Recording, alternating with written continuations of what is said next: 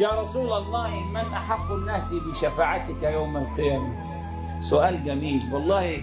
سيدنا النبي كمان رد على سيدنا أبي هريرة ردا أبلغ، فقال له: والله يا أبا هريرة ظننت ألا يسألني عنها غيرك.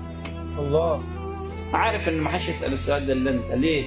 لأنه مريد، طالب علم، عنده نهم، اللي بيحب عايز يعرف. لكن دي بنت السلطان. أنت النهارده على موعد مع الشفاعة، ما سألتش ليه؟ إزاي أعمل إيه عشان أنال الشفاعة؟ فسيدنا النبي قال له: يا أبا هريرة ظننت ألا يسألني عنها غيرك. فقال: يا أبا هريرة أحق الناس بشفاعتي يوم القيامة من قال لا إله إلا الله